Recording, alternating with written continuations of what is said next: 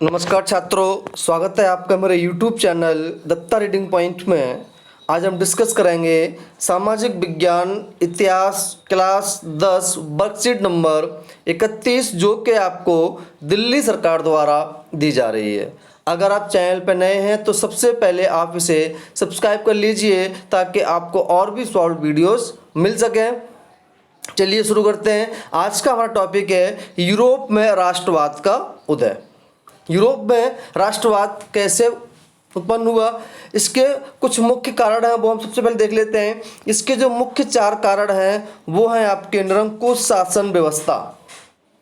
दूसरा, उदारवादी विचारों का प्रसार होने लगा। स्वतंत्रता, समानता, बंधुत्व का नारा। इससे क्या हुई कि देश के अंदर राष्ट्र की भावना यानी कि यूरोप के अंदर राष्ट्र की भावना पनपने लगी। और शिक्षित मध्य वर्ग की भूमिका सबसे मोस्ट इम्पोर्टेंट था, शिक्षित मध्य वर्ग की भूमिका। इससे क्या हुआ कि यूरोप के अंदर राष्ट्रवादों का विचार उत्पन्न होने लगे। वही बात करते हैं यहाँ पर एक राष्ट्रवाद पर फ्रेडरिक सारियू के विचार देख लेते हैं, क्या कहते हैं वो। 1848 में एक फ्रांसीसी कलाकार 1848 में एक फ्रांसीसी कलाकार फ्रेडरिक सारियू ने 4 मित्रों की एक श्रृंखला बनाई। इनमें उसने सपनों का एक संसार रचा। उन्होंने कल्पना की जो उसके शब्दों में जनतांत्रिक, सबसे इम्पोर्टेंट, जनतांत्रिक और सामाजिक गणतंत्रों से मिलकर बना था। उसने एक ऐसा जाल बुना, एक ऐसा सपना देखा, उसने एक ऐसी रचना बनाई कि जिसमें जनतांत्रिक और सामाजिक गणतंत्रों का से मिलकर एक बना था। इस श्रृंखला के पहले चित्र में यूरोप और अमेरिका के लोग दिखाए गए। क्या दिखाए गए? यूरोप और अमेरिका के लोग दिखाए गए। आप देख सकते हैं यहाँ यूरोप और लोग दिखाए गए।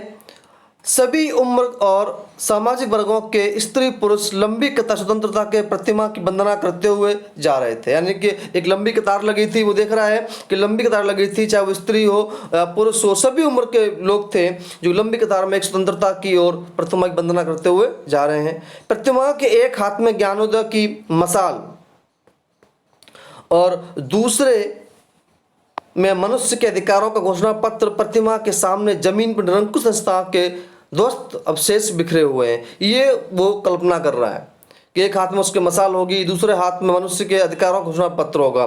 तो आप यहाँ देख सकते हैं कि लंबी कतार जिस तरह से जा रहे हैं, एक हाथ में मशाल और एक हाथ में ये लेकर के दिखाया, उसमें पूरी लंबी कतार दिखा रहा है। तो ये विचार उसके दिमाग में चल रहे थे। वहीं बात करते हैं 1789 की फ्रांसीसी क्रांति की, राष्ट्रवाद की। राष्ट्रवाद की पहली स्पष्ट अभिव्यक्ति 1789 में फ्रांसीसी क्रांति के साथ हुई। पहली अभिव्यक्ति कब हुई? 1789 में। फ्रांसीसी क्रांति से जो राजनीतिक और संवैधानिक बदलाव हुए उनसे प्रभुसत्ता जनतंत्र से निकलकर फ्रांसीसी नागरिकों के समूह में हस्तांतरित हो गई।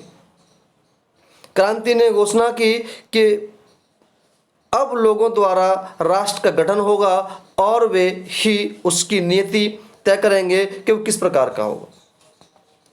19वीं सदी के दौरान राष्ट्रवाद एक ऐसी ताकत बनकर उभरा जिसने यूरोप के राजनीतिक और मानसिक जगत में भारी परिवर्तन ला दिया। इन परिवर्तनों के अंततः यूरोप के बहुराष्ट्रीय वंशी साम्राज्यों के स्थान पर राष्ट्र राज्य का उदय हुआ। एक ऐसी क्रांति हुई जहाँ राजतंत्र था, वहाँ पर क्या हुआ, एक इस तरह से एक आया। और यहाँ पर इन परिवर्तनों से अंततः यूरोप के बहुराष्ट्रीय वंशी साम्राज्यों के स्थान पर राष्ट्र राज्य का उदय हुआ। जहाँ राजतंत्र था वहाँ पर क्या हुआ, राष्ट्र राज्य का उदय होने लगा। राष्ट्र राज्य में न केवल उसके शासकों बल्कि उसके अधिकांश नागरिकों में साझा पहचान का भाव और साझा इतिहास के विरासत की भावना उत्पन्न होने लगी। और उनके बीच में जो था वो विरासत यानी कि उनके राष्ट्रवाद की भावना चमकने लगी।